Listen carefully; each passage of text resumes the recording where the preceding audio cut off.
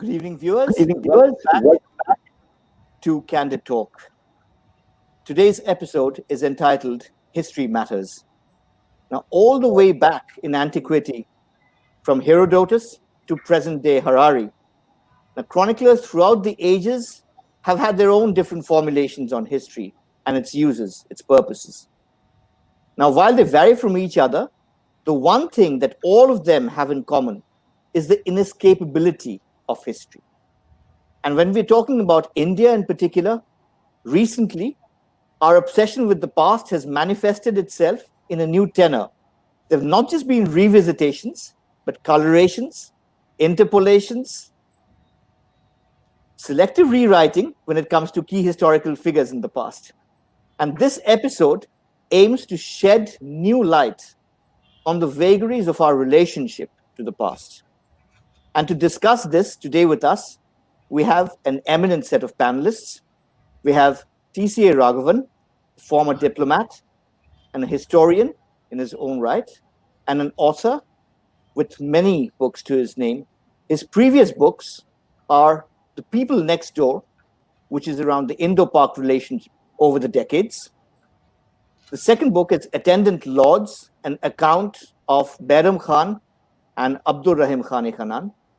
And his most recent book, History Men, is about the life, work, and legacy of three preeminent Indian historians of the 20th century, Sir Jodhanath Sarkar, Raghuveer Singh, and G.S. Sardesai. Manimugdha Sharma is a deputy news editor at Times of India, Delhi, and he's an author. His latest book, Allahu Akbar, was released late last year. And last but not the least, Vaibhav Purandare, senior editor, Times of India, Mumbai. He's an author of multiple books. His recent one, again released late last year, was a biography of the controversial leader Vinayak Damodar Savarkar, or V. Savarkar, as he's more popularly known.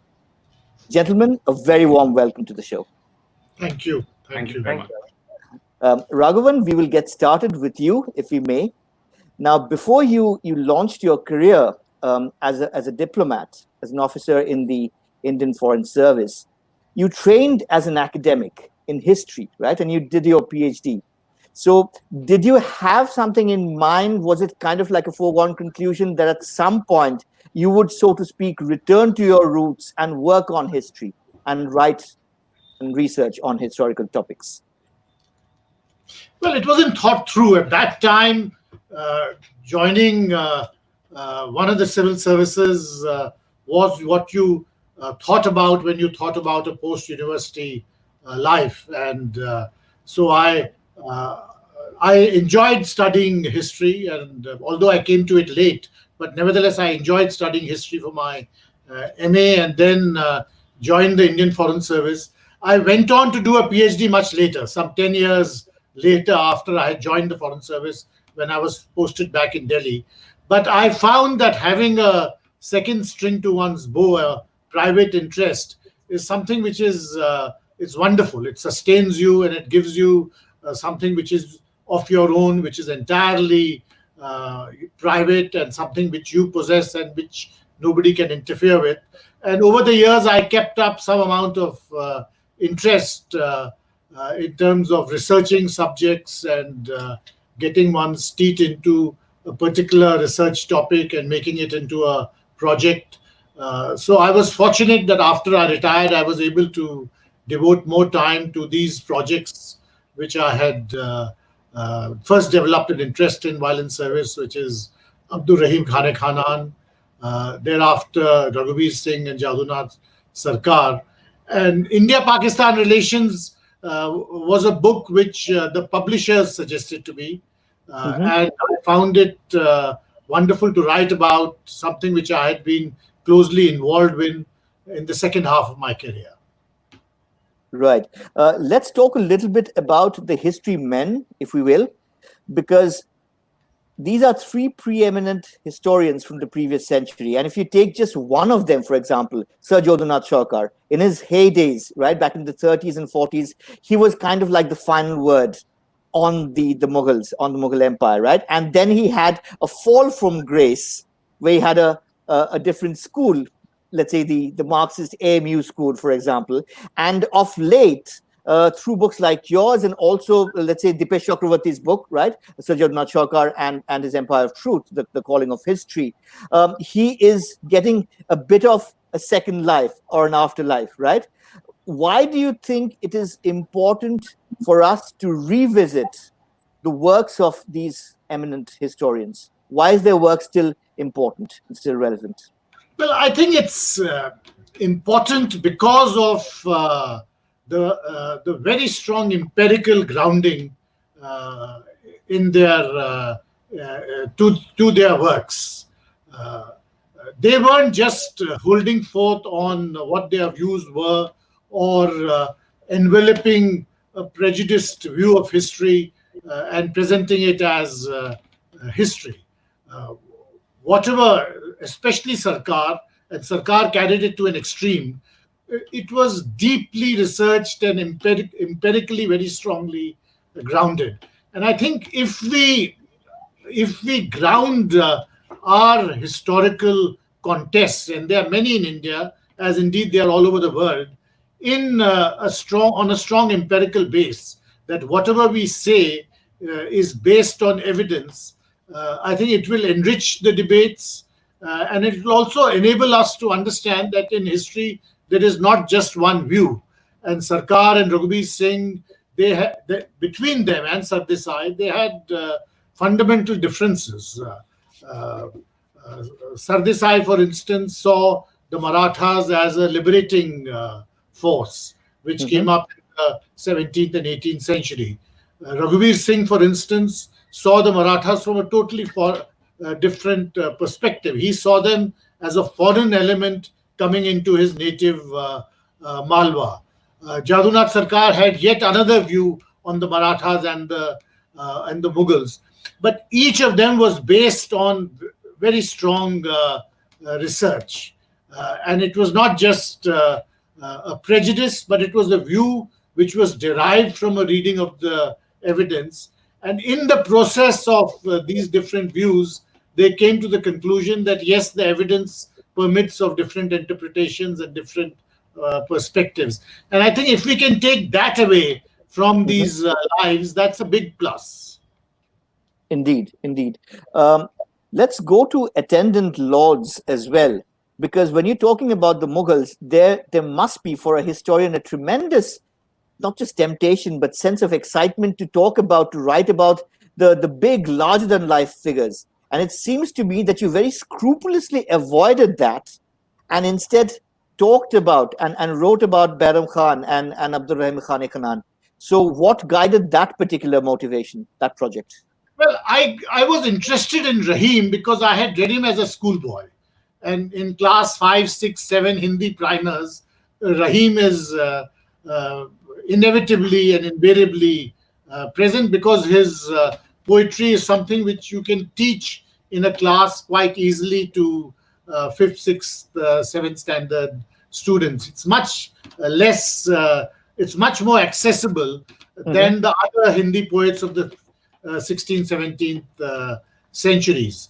On the other hand, I subsequently found out that he was somebody whose life is can be fleshed out in much greater detail than many other medieval poets, because he was a Mughal courtier and a general. So putting together the literary and the political and the military aspects, I thought made for something which would be interesting. And it's an interest I developed in the 90s when I was in different parts of the world, but I kept up the interest and used to read up and try to gather as much information as I could. Bairam Khan came into the story because he was Rahim's father, and also a pivotal figure in the Mughal Empire in the initial years. And both of them then in some senses became figures we could relate to, because their lives and careers spanned periods of great transition. Bairam Khan from Humayun to Akbar, and Abdurrahim Khan Khanan from Akbar to Jahangir. And these transitions, in fact, made them personalities we could relate to, because transitions meant they had to situate themselves with a Mm-hmm. certain amount of tactical skill, because the transition was not just from father to son, or from Humayun to Akbar, or from even more strikingly from Akbar to Jahangir, but the transitions were also ideological, intellectual, and political. So you have individuals trying to grapple with forces which were larger than their own lives and their own careers, and trying to see how they could situate themselves in it for their own particular advantage. And that struck me as something which is something which relates to our own lives in many ways. Mhm. Now, I was just wondering, I mean, in your particular case, right, when you're talking about these two individual figures, was it at any point of time, maybe subliminally, a reflection of your own earlier self as a diplomat, perhaps? Well, in some senses, because like civil servants and diplomats, you have a certain proximity to power Hmm. without enjoying power yourself, and maintaining that proximity is important. And certainly it was very important for both Behram Khan and Abdur Rahim Khan Khanan. But then at the end of their lives, they also realized that it is only proximity and it's not real power, Hmm. which is Hmm. why I named the book Attendant Law. Attendance Lord. Yes. So, yes, there is something which we can relate to in our own lives in different ways. Wonderful. Raghavan will be back for more questions. In the meantime, Mani, over to you. Taking the central pivotal character, right, of the doyen of the Mughal Empire, right, Akbar, as your focal point, as your protagonist. As tremendously fascinating was the title itself, Allahu Akbar, right? I mean, not only is it the most fundamental pronunciation in the Islamic faith, particularly in Akbar's context, it's not just God is great, but God is Akbar, right? And in choosing that particular title, did you want to have both those views sort of juxtaposed and into the narrative, or I mean, why did you choose that particular title? Okay, so I have made this absolutely clear in my introduction itself that I approached this project because of a political reason. And you know it very well that since 2015 onwards, we have had several negative comments passed against the Mughals and especially Akbar. And in fact, he was compared to Adolf Hitler. And because of that reason, I decided to write about Akbar. I'm not too sure if I would have ever written about the Mughals because I was more interested in military history. So even if I had written about Mughals, it would have been, I suppose, a very hardcore military history project. But because I chose to write about it from a political position, it became necessary to understand and look at Akbar as a politician of his time. And as I see that there are so many different shades of Akbar, and we only see a very glorified, very Mhm. modern view of Akbar. But That also very image of cliched one, right? Very stereotyped, cliched, Bollywoodized absolutely, version, right, of Akbar. absolutely. So he becomes a mythical figure, but he does not appear very realistic. So that was what my idea was, before I started researching for my book. But because of this reason, I approached him as a politician of his time. I did situate him in his own time and context, but at the same time, I also tried to look at him from a modern angle, because the subtitle of the book says it as much: Understanding the Great Mughal in Today's India. Now, Mhm. Akbar, he used religion. It is usually the religious aspect of Akbar, his tolerance, which is Mhm. talked about. But he appears to have used religion in a certain way. And so as he was having his discussions at the Ibadat Khana, and he was mingling with people of different faiths, he was getting ideas of all sorts from different faiths. And he decided to, first declare himself as the supreme interpreter of religion. And after that, we see that he came up with this desire to put Allahu Akbar on his imperial seal and on his coins. And immediately, people who were opposed to the idea, because there were a lot of people who thought within Akbar's court that he was going astray from the true path, which is Islam, because he was having these, dalliances with non-Muslims. He was marrying Hindu women, and he was, in fact, adopting Hindu practices. He was chanting 1001 names of the sun god, which he learned from the Jains. He was tying the kaleva on his wrist. He was applying tilak on his forehead, appearing in audience on his birthdays. And he was not touching non-veg on his birthdays, by the way, which I thought was quite interesting, because that is something quite alien to me. I mean, that is the day when I would completely, gorge on all kinds of non-veg food. And Akbar actually decided that he's not going to touch non-veg food on his birthdays. So all of that gave the impression to the Orthodox people that this man was becoming heretic in many ways, because he was also questioning many of the prophetic traditions. For instance, the tradition of the marriage, of splitting the moon. So he was doing all of that. So he was by doing all of that, he was also ruffling feathers, breaking hearts, and doing all of that. So the moment he decides to put this on his seal and on his coins, he meets with opposition. And Abul Fazl, if you would read the Akbarnama, he's at pains to, explain away all of that. He says that there's so much bazaar gossip, the emperor is being misunderstood. So the emperor is in fact quoted that, in fact, there's a court scene which I have documented in my book, that Akbar makes the announcement that I'm going to do this. And people are either quiet, or his immediate cronies, they celebrate it. They say that, okay, well, what's a wonderful thing, you should go ahead and do it. One courtier called Haji Ibrahim, he stands up and says that, Badsha, how can you do this? People would think that you are equating yourself with Allah, and that's blasphemy. So instead of Allahu Akbar, why don't you put La Zikrullahi Akbaru, which means to talk about God is a great thing. And Akbar, he vehemently rejects the suggestion. He says that who is that fool who's going to believe that I am equating myself with God? At another occasion, he just smiles when people ask him, and why do you want to put this on your seals? But he goes ahead with it, right? So even though he rejected the suggestion that he was trying to go towards divinity, but it appears to me, and people can disagree with me on this, that he was trying to create an aura in as many ways as possible. And the name I chose had also another reason behind it, because I was also talking about modern politics. Okay, so how does Akbar fit into modern politics? And then I give the example of Mr. Modi. When he's fighting his elections in 2014, he goes to file his nomination paper from Banaras. And Banaras, as you know, is a very holy city, and it's a city of Mahadev. So the slogan Har Har Mahadev, the chant, the war cry, is quite familiar to people over there. And what do Mr. Modi supporters change it to? They say Har Har Modi. And immediately after that, BJP comes up with a slogan, Har Har Modi, Ghar Ghar Modi.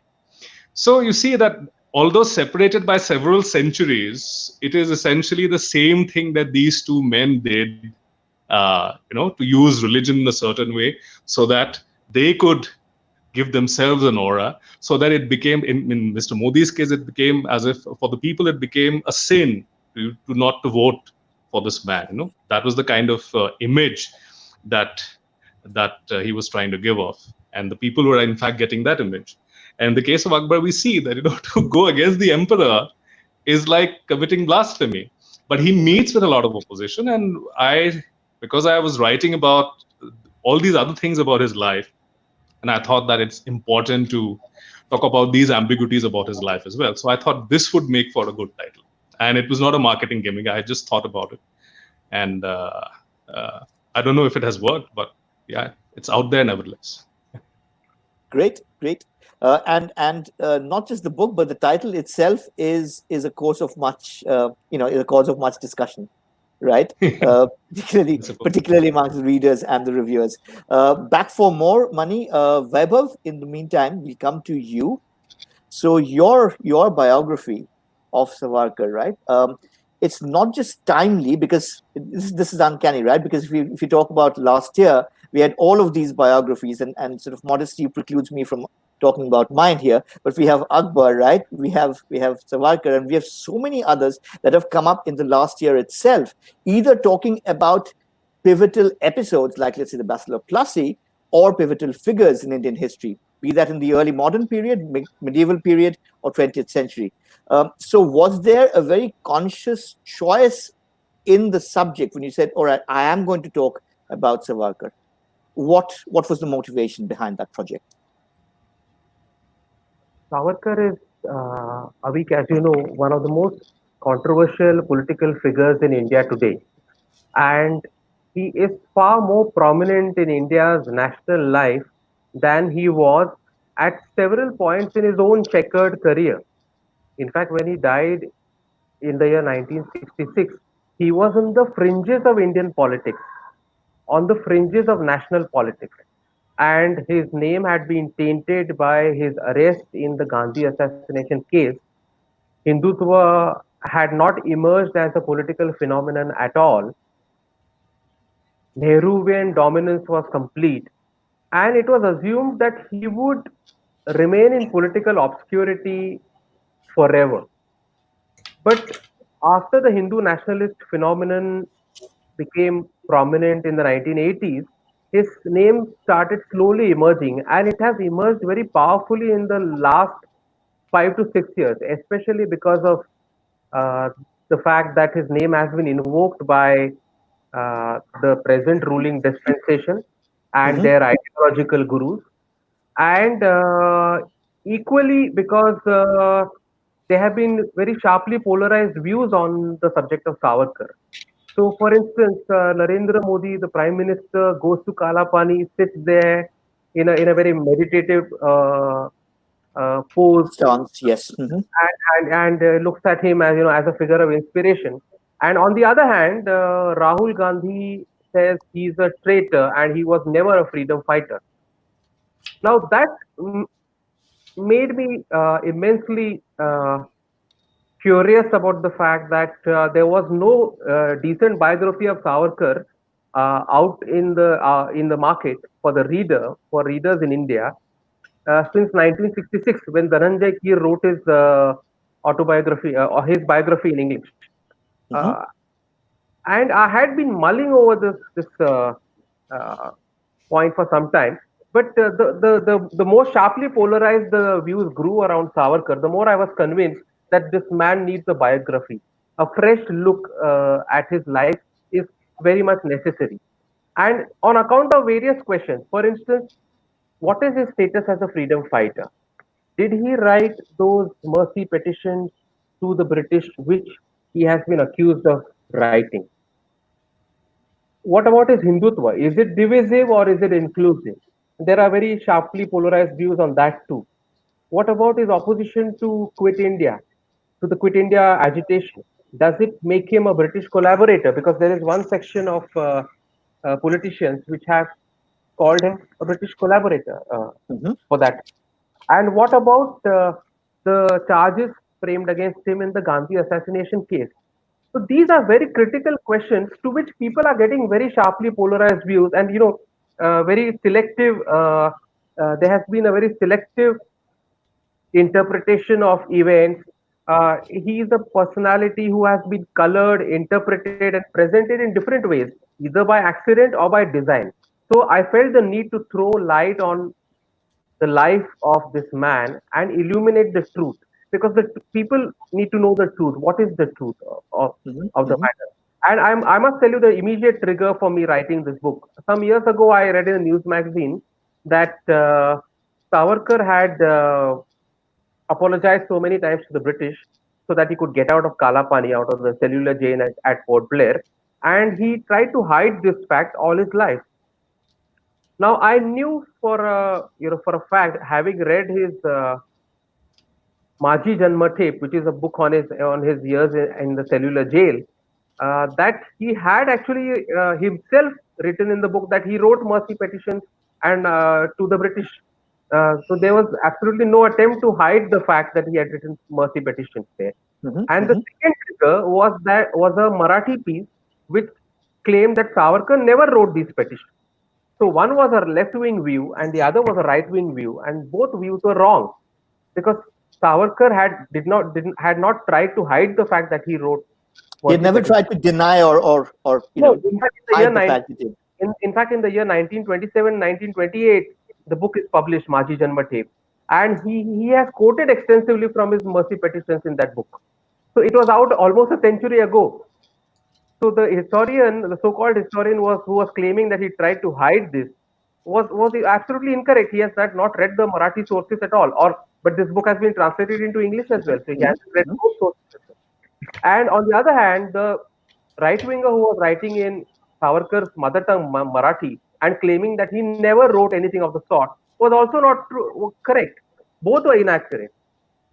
So this is Okay. just one example of why Savarkar's story needed to be written at this point in time, when Mhm. he's such a controversial figure and when his ideology and his life, are extremely prominent in national life today.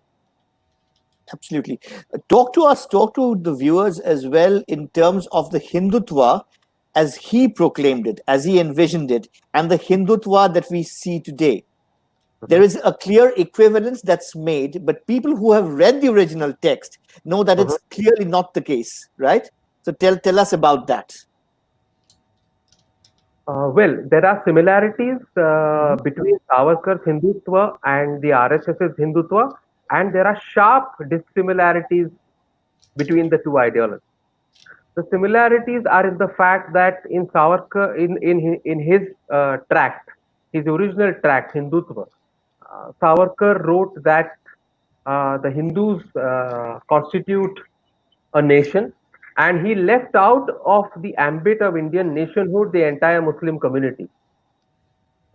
So it was his Hindutva was essentially exclusivist, Mhm. uh, and in fact, I would like, and he it became more and he may became more and more of an extremist in the years to come, in his later years, to the extent that he called for violent retribution against Muslims, even including Muslim women in the early 1960s. Uh, and he says that people whose holy lands, Punya Bhumi, Punya Bhu, and Pitru Bhu, fatherland, are not in India or on Indian soil, Mhm. are, cannot be true Indians. So that leaves out Muslims, that leaves out Christians, that leaves out some others too. Sikhs, Jains, Buddhists, of course, they were part of the national mainstream according to him. And Mhm. later on, he also revised some of his views. He came to the conclusion that no, Parsis are very much a part of the national mainstream. The Christians are not a problem according to him. The Muslims are a problem. Okay, so gradually he also became Mhm. he on the one hand he became more extremist against the Muslims, and on the one hand he became inclusive about Christians and Jews and Parsis and others. The RSS, on the other hand, actually slightly moderated its views, because by saying that, oh, whoever worships this country, while Savarkar was saying that if this is not if your holy land is outside, if your church Mhm. is outside, or your any place is outside, then this country is not yours. The RSS said that if you worship this land and consider it as your own, then you are still an Indian. So there is a slight moderating of views with the RSS. Now there is a sharp difference in Savarkar's Hindutva and RSS's Hindutva also. Uh, Savarkar was very much in favor of Ghar Wapasi, and that is reconversion of Hindus. Now that is another Mhm. Mhm. similarity And between he was him and also anti-casteist, right? In a big yeah, way, yeah. which is not the case with the RSS So, wing. the difference with the RSS is Savarkar was not opposed to beef eating, and he was very strongly opposed to cow worship. And he thought Hindus had too much of a penchant for cow worship, and they Mhm. were really wasting their time. He made a very startling statement, a statement that would be considered startling even today. That how can you, addressing all of Hindus, he wrote, in fact, he put it in writing, that how can you cram 33 crore deities in the tummy, in the belly of a cow? They just won't fit there. So, he said the cow is a useful animal, but it should not be worshipped, and there's absolutely nothing wrong in eating beef. Mhm. Mhm. At the same time, he made it very clear. There was a disclaimer there as well. So this is a place where the RSS would completely disagree with him, and the entire Sangh Parivar will disagree with him. because they look up to the cow as a truly holy animal and a deity. The other thing is in terms of caste, of course.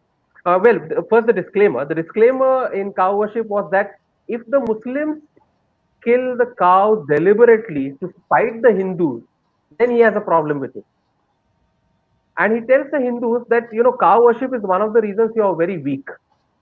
So that in a battle when two sides are arrayed against each other, if the Muslims place the cows in front of the armies do not attack.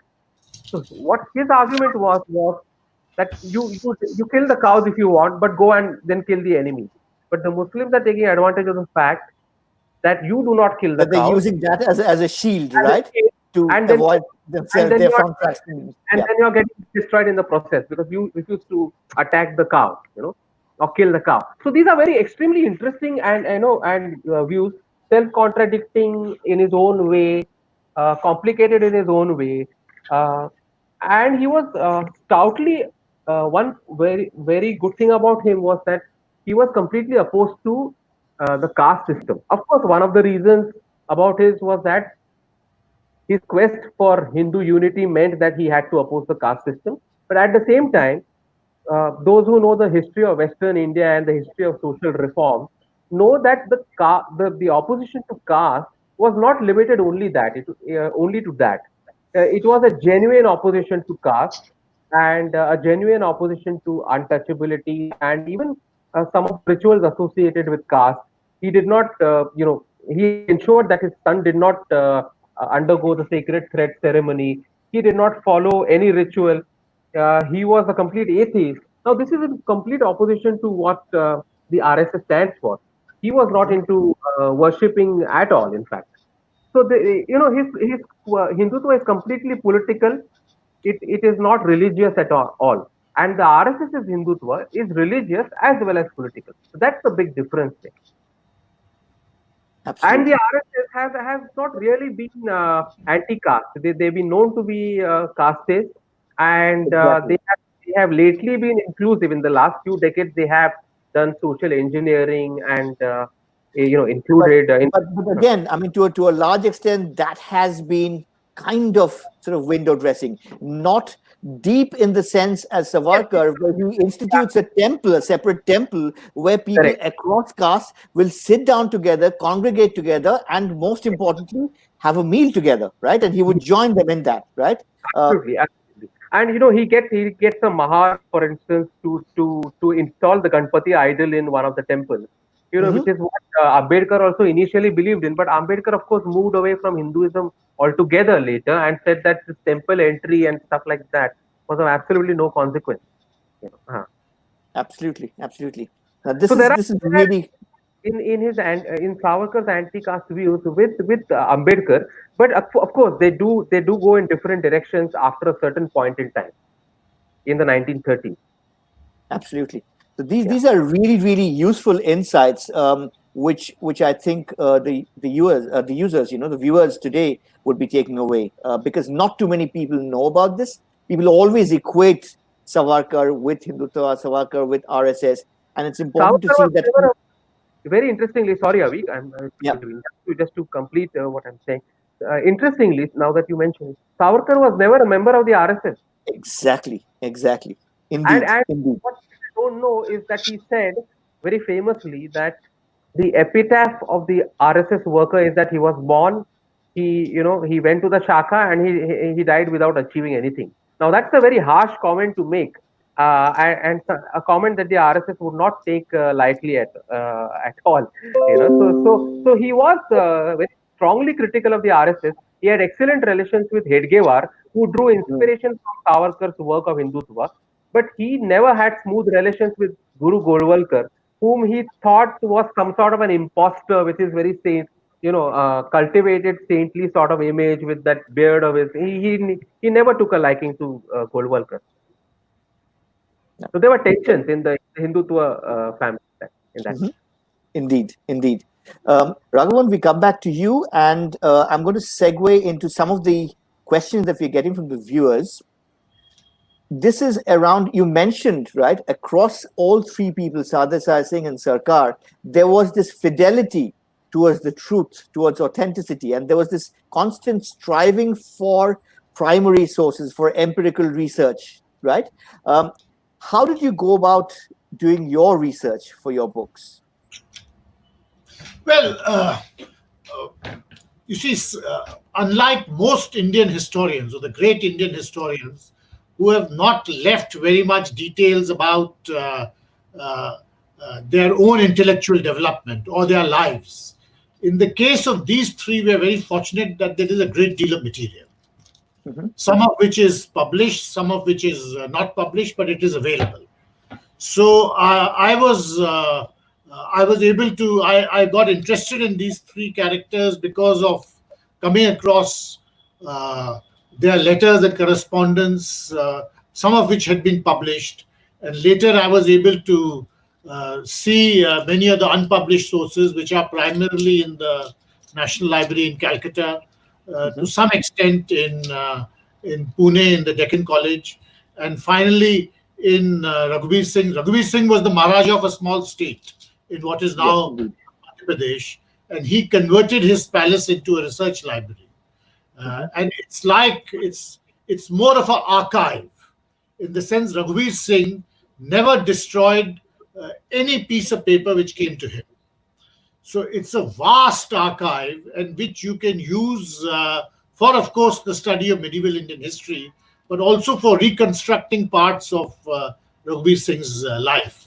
So unlike many other great historians of the first half of the 20th century, and you have someone like Neelkanta Shastri in Madras, now Chennai, or you have R.C. Majumdar, first in Dhaka and in Calcutta, and many others, who wrote a great deal, and some of it very, very good, high quality history in its time. It was regarded as such. But you were left somewhat unsure about why did these people have these particular interests.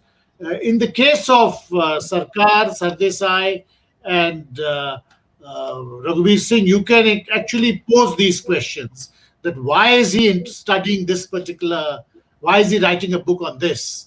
And also find clues to get and to answer that question. So I think doing that element of research was quite an interesting and creative process. What do you think, and this is also something that I'm going to be talking to, the same question I'm going to be posing to the other two as well, panelists. What do you think about the role of oral history? So, for example, if you're talking about the Navratna of Akbar, you're talking about the attendant lords, right? And you visit Fatehpur Sikri, or you visit the Agra Palace, there would typically be a guide, or there would be people, and there would be local history, which is predominantly folklore and oral history. What kind of credence do you give that in your research? Well, you can't give it too much credence, because a lot of what these guides tell you is absolute, mumbo jumbo. It's nonsense. But it is useful insofar as it develops an interest in the subject. And sometimes the guides exaggerate and stretch things. And over-dramatize things because they want you to dramatize it. But it helps in animating history. And in India, one of the weaknesses in Indian history writing, which is now changing, is the absence of animation. So, for instance, you can see a TV series on Netflix like The Tudors, and it may not have very much to do with the Tudors in terms of the kind of lifestyle or the material conditions which it portrays, but it helps in animating that period of history. And I think in India, Bollywood, for all its drawbacks and all the mistakes it makes, because it animates, it interests people. So the Prithviraj film on Akbar and Jahangir was a great hit and remains a hit, because it manages to animate a period of history which otherwise, in the telling of historians, especially from the 50s till in the second half of the 20th century, made history into a very, very abstract, academic, somewhat dry and inaccessible discipline. as far as most people were concerned. It was history writing of a very high order. I mean, one of the good things in Indian academic life has been some of your historians have been the best in the world. But it doesn't necessarily mean that they have been the most accessible in the world. So there is Indeed. this gap, and I think that is precisely the gap which Manimugdha and others have tried to fill when it comes to medieval history. But all that gap also exists in the modern and pre-modern period. Indeed, absolutely. Mani, you said that there was a distinctive political sort of premise for writing the book, but what is important for viewers to appreciate is that normally what would happen is, okay, I have a particular political position, therefore I am going to set the record straight. More often than not, the entire work becomes a work of polemic. But in your case, it is a very objective work. You have a particular position, but you go about arguing it in a very objective way. So tell us about your process of research, your process of going through the material, of going through chronicles, and how you arrived at sort of collating and shaping, morphing that narrative together. So I read a lot, and that should be evident in the bibliography that I have put. So I read almost anything and everything that was available on Akbar and the Mughals. So that's starting with the primary sources, all the different chroniclers, whether it's Nizamuddin Ahmad or Badayuni or Abul Fazal, or the secondary sources like Vincent Smith, G.B. Mallison, and all of that, and research papers, journal entries, even labels of books, the comics and all of that. So I did not leave anything to chance because I was making certain arguments. I had to support those arguments academically. So I did not violate any of the academic norms, okay? Because even though I was writing from, the trigger was political, the book is not really. The trigger pretty much was political. But of course, I had to stick to all the academic processes. Otherwise, the academia would have dissed my work completely. And I consulted historians where my imagination failed or I could not reach certain sources. I took help of scholars. Irfan Saab has been a great help. He launched my book really. So I'm really grateful to him for that. Professor Nadeem Rizvi, Professor Iqtidar Alam Khan. So all these historians, I was consulting all of them and I was taking inputs and all of that. So I would have questions in my mind, which I would address to them and they would give me answers. And of course, my inability to read Persian at that time was a hindrance because I was struggling. I had read Urdu, but Persian is a different language altogether. Now I can read to a certain extent, but at that time I had not even started. So for those references, I was entirely dependent on Nadeem Rizvi, professor, or somebody else. So I consulted all the translations that were available, all the different versions, different translations, and I would compare extracts and see who's saying what, or if Badauni is saying something, one of the translators of Badauni, then if I'll compare it with somebody else who has translated Badauni as well. So this was the process essentially that I was following, and at the same time I was also cross-referencing newspaper articles and web articles and YouTube videos and all of that. So, serials, so I have footnoted everything. So I decided to use footnotes in my book instead of endnotes. That was precisely the reason, because every point had to be defended. So nobody is going to turn back 100 pages and see iste kya likha tha. So that was pretty much my process, and I involved, whatever in my own language asked me. So there were a couple of sources there. So I used to read translations and whatever, or the popular depictions. I used to watch all kinds of movies on Akbar where Akbar was portrayed. I watched some of the nastiest TV shows, 200, 300 episodes of completely useless content. But I watched all of that just because I wanted to make my argument very strong. So this was, I did not leave anything to chance. As far as possible, I stuck to my sources. So if I'm writing something controversial, then I would make sure that there are references that are available. And I did understand that there was one problem, that sometimes when Europeans were translating sources, some of the references may have been mistranslated. And there have been occasions when I could figure out that maybe this is not what it should be, because it's logically not possible.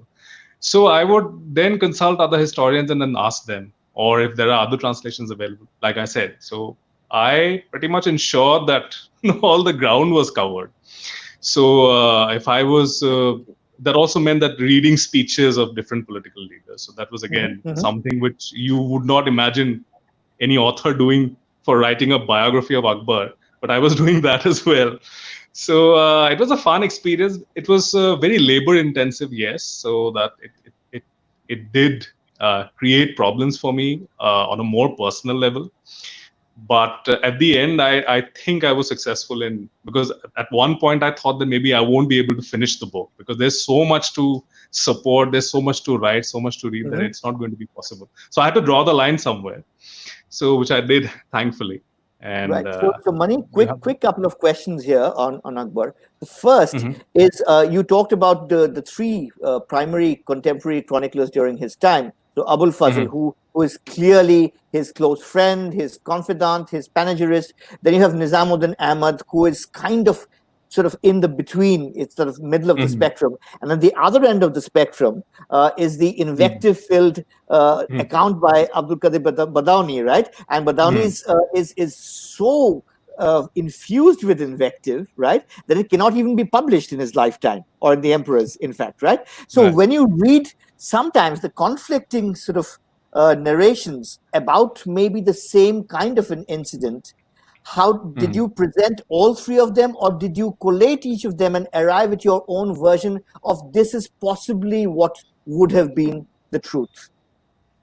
Yes, I have given examples of that, in fact, in my book, where I'm talking about a particular incident. I do give what Abul Fazl has said and what Badauni has said and what Nizamuddin Ahmad has said. So you juxtapose them, right? Different versions I have given, sometimes in the main text, sometimes in the footnote as well. I also say where somebody is making a terse comment, and then because there's the use of galis, so you have Bayazid Bayat. Of course, the whole work was not available to me at that time because it was entirely in Farsi. I did not know that it had been translated. The translation, in fact, is very rarely available. It's not publicly available. So I had to, refer to or consult Professor Nadeem Rizvi. So I would take references to him and then ask him what's written in this particular extract. He would tell me that. So there are one event is described differently by one chronicler and by another. So it's just to give you an example. So it's the assassination or the killing of Adham Khan. So Adham Khan kills Shamsuddin Atka Khan, and then he comes to the imperial apartments, and then he's confronted into the harem, right? So Abul Fazl tells us that the emperor came out wearing a lungi, and his top was bare, and one of his attendants, put a sword in his hand, and then he confronted him, and he called him Bachai Lada, Adham Khan, which means son of a bitch. Okay, so and then you have Bayazid Bayat, who says in one of the lines that at that moment Akbar was so angry that he started speaking in Hindustani or Hindui.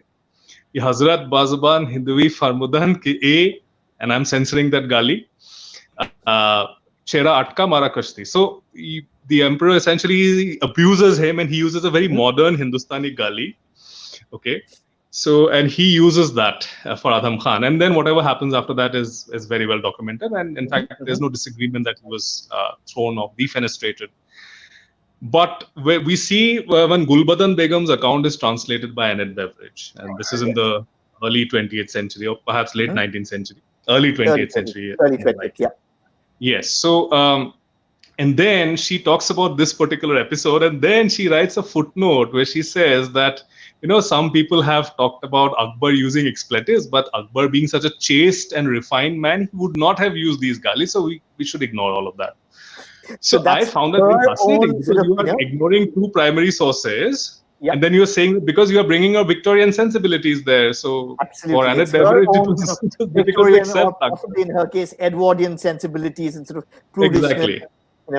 Lovely. Exactly. Absolutely. Another so she thought that it is something that should be dropped. And I thought that was quite fascinating. So this is how I actually collated all my sources in my research. Lovely. So another quick question to you, Mani. This is one of the questions from the viewers, Om Prakash Parikh. So he's saying there is this great documented evidence of Akbar's diplomatic overtures, right? And he sets out to have all these marital alliances, not just with himself, but that is something that is perpetuated right till the age of Shah Jahan and perhaps beyond, right? Did you, during the course of your research, find any instances where Rajput princes, not princesses, but Rajput princes are marrying Muslim princesses or Muslim women from the nobility, the other way around? Okay, so I haven't found that specifically. I will have to be honest. I did not research. I did not look for those instances. But you do get an indication that they were very closely. I'm not sure any princess was married off to any of these Rajputs. I don't think that may have happened. Though I remember reading a stray reference somewhere, and of course, I don't have any evidence to support that. I don't remember which source I saw that, or it may have been some random article. That Man Singh probably married one of the daughters of Adham Khan. I'm not too sure about that. Okay. So, but I won't be surprised if something like that happened. And it is quite possible that many of these Rajput, nobles married Muslim women. I don't think that was I don't think there was any problem. Yes, I don't think there was any problem for that, because these men were pretty much, see, their faith was different, but they were imperial officers. And for the Rajputs, the equation was much more different, because they were pretty much part of the game. The whole Mughal state expanded because of their alliances with the Rajputs. The Rajputs, who were the bravest warriors known at that time, they would send their contingents. They were willing to sacrifice their lives for the emperor. There's so many instances Man Singh comes forward and says, Bacha, let me go. I will lead this contingent. So they were always jumping over each other.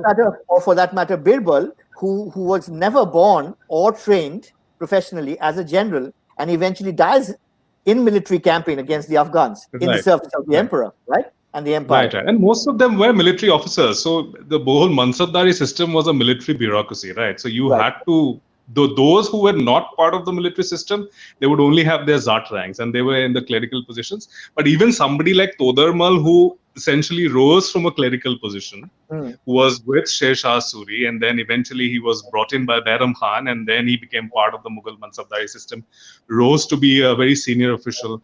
And his expertise in building these sabats, these were covered trenches. So every Mughal siege that happened, it's Todarmal who is going and the Amir Beher who is going. They are the ones who are supervising where the artillery positions are supposed to be put and where are the trenches, which are the best places to build these trenches. So they were part of this system, and the Rajputs were, and in fact, they were pretty much part of the Persianate system. So that is what, when the Marathas come much later, so there is this disdainful attitude that the Rajput have towards the Marathas, because they think that, see, we are part of this family and you are outsiders. Part of this sort of, extended family of a supra-cultural aristocratic elite, right? Across the subcontinent, in a way. Absolutely. And all the titles you see, I mean, these are the, I'll just give you one short example. When Bir Singh Bundela, he executes Abul Fazl, yes, right, on Jahangir's orders. Yes. And Mirza Aziz Koka, he is in fact a milk brother, Koka of Akbar. Yes. And Aziz Koka, he writes in his Tarikh, he captures the incident thus, that Tegh Ejaz Nabiullah Sar Baghi Barid. That means by the sword of the Holy Prophet, the rebel's head was severed. Now, it is a Hindu who has done that. And you're talking about the sword of the Holy Prophet, right? So this is how ingratiated they were. It was very difficult to... Just on that, and then we'll go to Vaibhav, right? Just on that. Amongst all the three chroniclers of contemporary times, the only one who was present at the historic Battle of Haldighat, or Haldighati, if you will, was Abdul Qadir Wadani.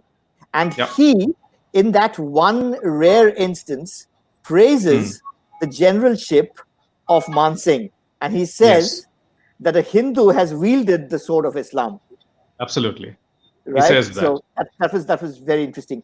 Vaibhav, Awesome. over to you. We are getting towards the last few minutes. So first, talk to us about the sources that you've consulted, because what is very important is many people who have written about Savarkar, and I'm talking about the entire plethora of blogs and articles and research papers, and also sort of parallel biographies that have come out around the same time as yours.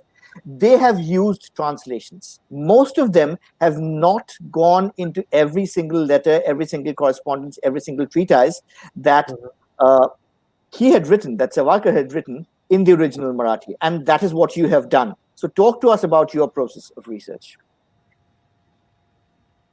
Savarkar was a prolific writer all through his life, and he has written about more than 1,000 pages in all.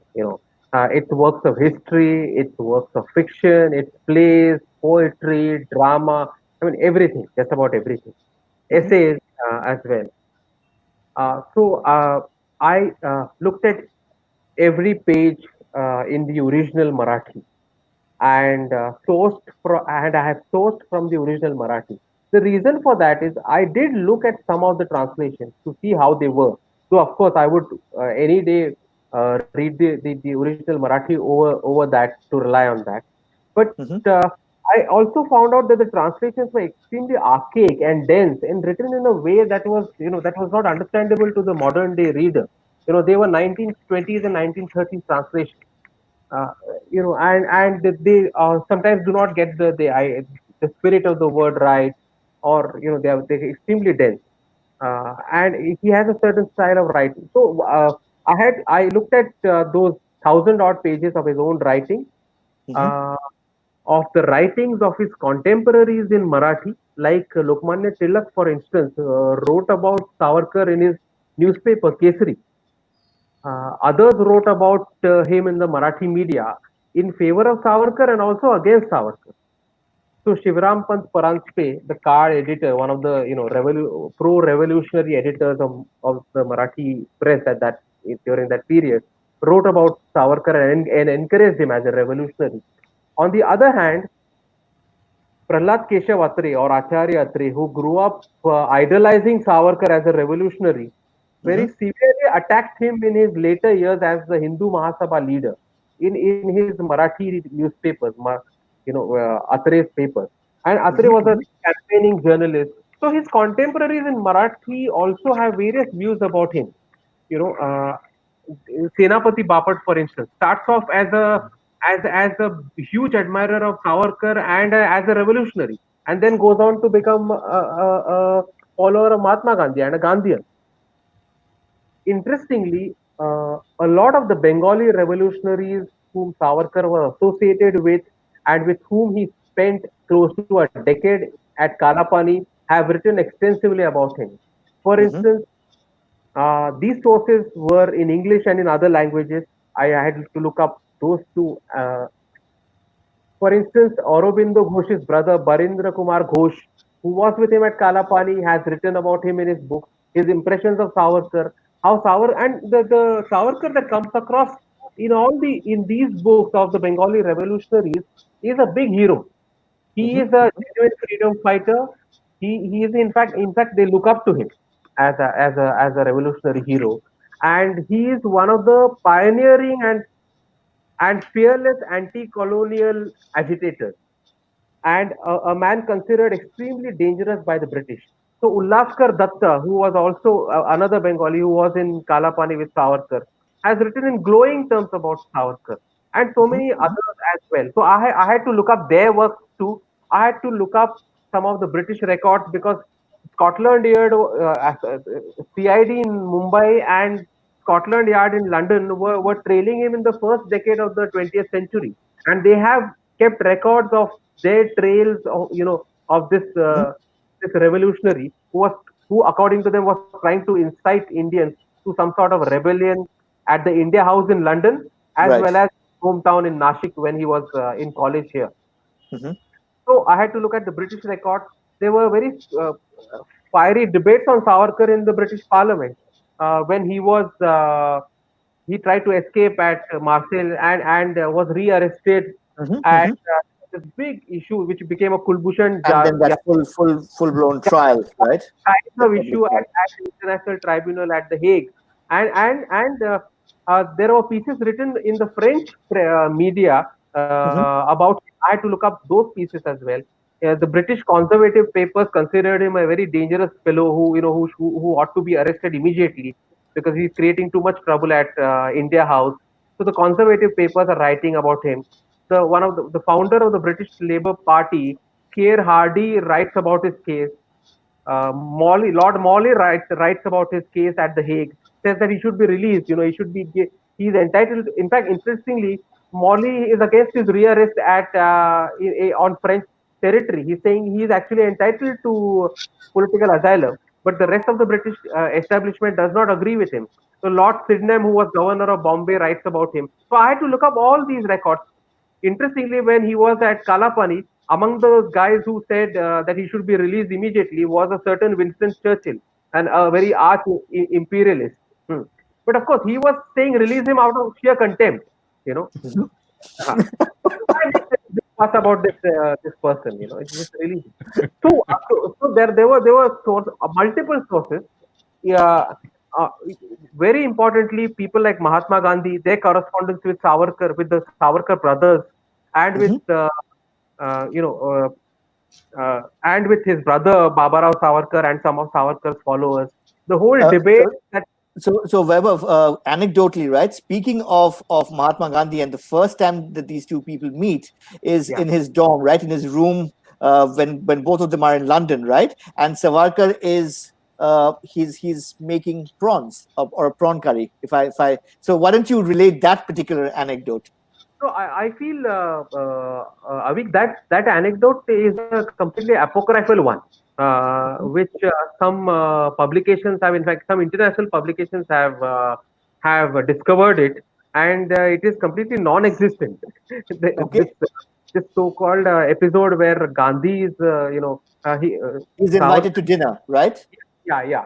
The fact is that they met for the first time not in 1906, as these so-called international publications have been writing about, Mm-hmm. uh, but in the year 1909, when Gandhi goes to London from South Africa, and together he and Savarkar address a meeting of Indians in London. And interestingly, at that meeting, Gandhi says he speaks for a very short while, and he says, you have all come here to listen to Savarkar because Savarkar is the big leader of young and patriotic Indians in London. So he says, you come here to listen to Savarkar. So I don't want to stand between you and Savarkar. So let him have the floor. And then they have very serious differences over revolutionary violence, over the concept of revolutionary violence. And Mm-hmm. they exchange their ideas. When Savarkar is interned at Ratnagiri in the 1920s, Gandhi visits him at his residence in Ratnagiri. Uh, Similarly, Nehru, Bose, Patel others have written about Savarkar. You know, at various points in their career, corresponded with him. So all of that correspondence, including Jinnah. Well, by the way, in 1940, Jinnah secretly tried to arrange a meeting with Savarkar, which, which is there in the records. And Bose, of Mm-hmm. course, met him before he left the country. Uh, and Savarkar later claimed that well, he had asked Bose to go out and fight, but again there seems to be very little basis. Documentary evidence to support that particular piece. Indeed. Uh, So, Vaibhav, tell me this, and I'm actually echoing one of the questions that has come in from Anitesh, in fact, and he's yeah, asking, when you're writing about such a controversial, divisive figure as Savarkar, yeah. and particularly you come from exactly the same part of the country that he did, how easy or difficult is it for you to maintain complete objectivity? Because emotions still run very high at the very mention of his name. Absolutely. See, every writer, every person has a position. Okay, that does not mean so. If I am a historian, it does not mean I do not have a position. But as a Mhm. historian, my loyalty, my fidelity has to be the true with the truth. So even if there is something, say for instance, which I completely disagree with, a theory which I would not like to believe in, but which empirical evidence suggests is true, then I have to write about it. So it is the duty of the historian or the biographer to reflect the truth. And in Savarkar's case, it was all the more important because the dispute is over. What is the truth? What's his real story? Because people are telling you all kinds of stories, and it was important for me to keep not only my own sentiments pro or anti. I mean, one agrees with certain things that Savarkar says. One has different views from Savarkar on many subjects, but you have to keep these aside, keep your position intact, and go by what the documents, the evidence is telling you, and you have to stick to that. I think that is the only the principle of intellectual honesty. If that is Mhm. not at work, then we may be, we will just be charlatans. Otherwise, there's no point in writing history. Then there are a lot of people writing very ideologically driven history out, Narratives. Mhm. and my duty is as a historian, not and as a truth teller. Wonderful. So we've actually gone over time. We'll come to Raghavan for the last question, and I'm just clubbing a couple of questions together, Raghavan.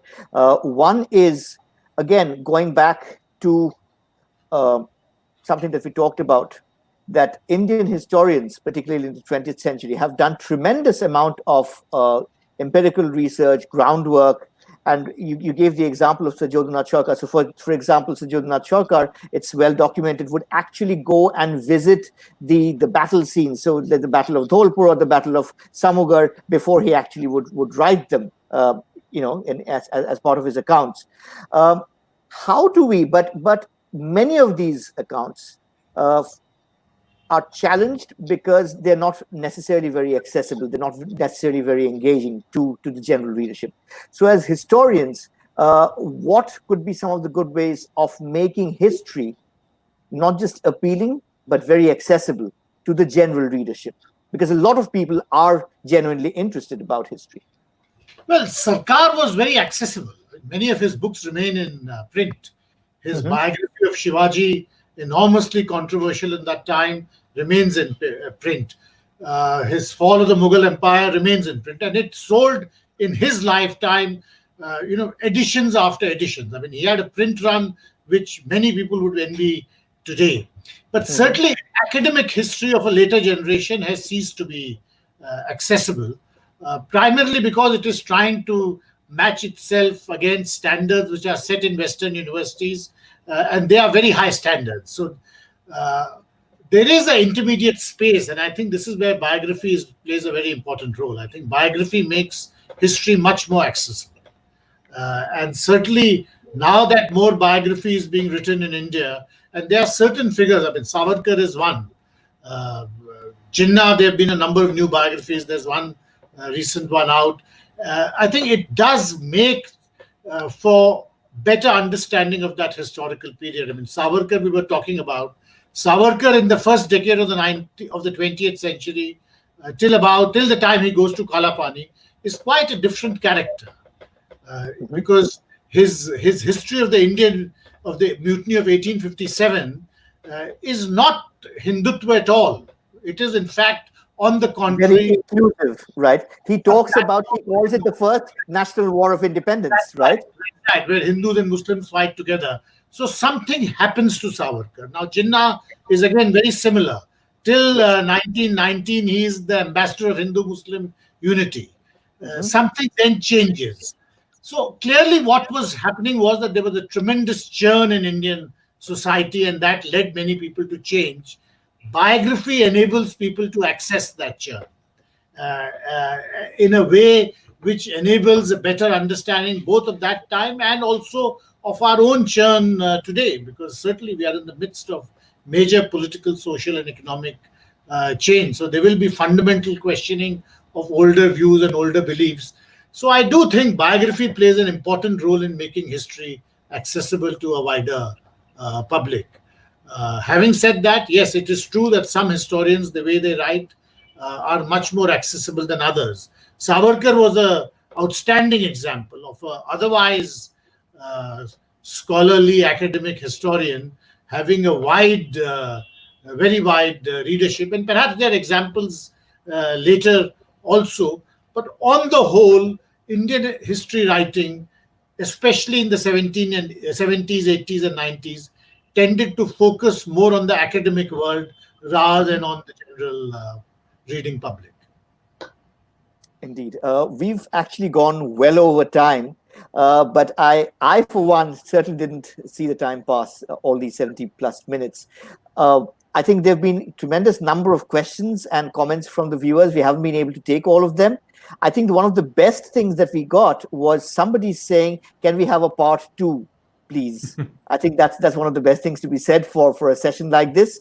It's been an absolute pleasure, because I know amongst the viewers today, there are friends, there are mentors, there are fellow historians. I know for a fact, Shomituda has been watching this, Rana Safiji, Rana Ji Adab, has been watching this with great interest, and lots of other people. So maybe we'll all get together and do a part 2 someday. Till then, it's been fascinating talking to the history men of today, T.C. Raghavan, Manimugdha Sharma, and Vaibhav Purandare. Thank you and good night. Thank Thank you you. very much. Thank you very much.